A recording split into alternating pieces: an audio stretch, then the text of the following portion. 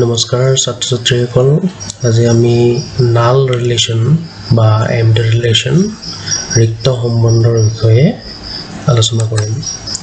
তো আমাৰ সৰ্বপ্ৰথম ডেফিনিশন লৈকে গৈছো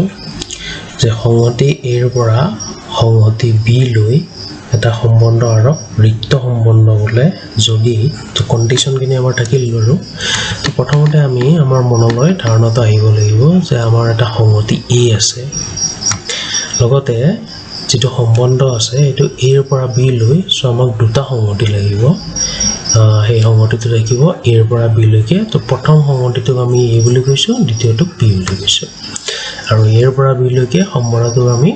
নেম দিছো এটা নাম দিছো এটো হৈছে r আমাৰ ডেফিনিশনটো এনেকুৱা কন্ডিশন কিনি যদি a ৰ কোনো মূলয় b ৰ কোনো মূলৰ সৈতে জড়িত নহয়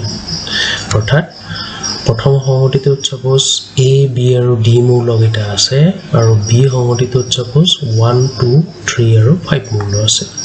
তো ইয়াৰ অৰ্থখিনি হ'ল যে capital A থকা small a মূলটোৱে capital B থকা a 1 2 3 5 মূলবোৰৰ এটাৰ লগতো জড়িত নহব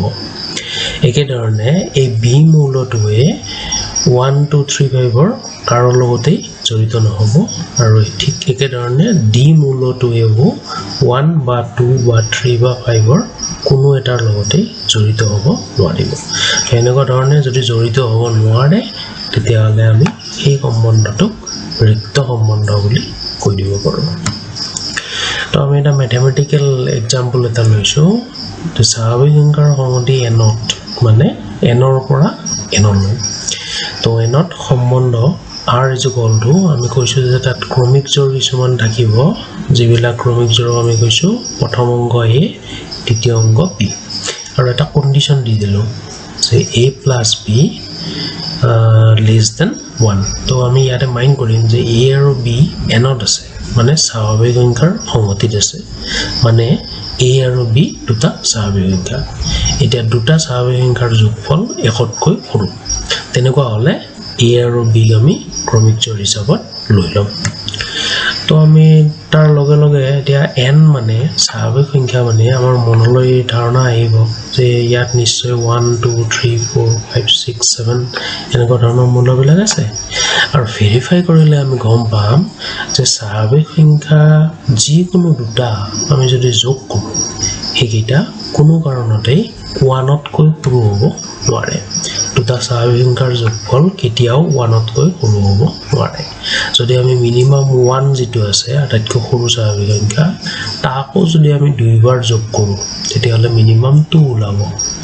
গতিকে একতকৈ সৰু হোৱা এনেকুৱা ধৰণৰ a আৰু b আমি কেতিয়াও বিচাৰি নাপাম স্বাভাৱিক সংখ্যাৰ ক্ষেত্ৰত গতিকে আমি কম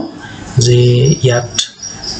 ab ধৰণৰ এই ক্ৰমিক জোৰ আমি এটাও নাপাম যেহেতু a আৰু b তেনেকুৱা বিচাৰি নাপালো গতিকে ক্ৰমিক জোৰ আমি আসলতে ইয়াত ক্ৰমিক জোৰ ab থকা বুলি কৈছে যে আমি তেনেকুৱা ক্ৰমিক জোৰ বিচাৰি নাপাম অৰ্থটো হ'ল r ত কোনো মূল নাথাকিব তো এই কাৰণে এটুক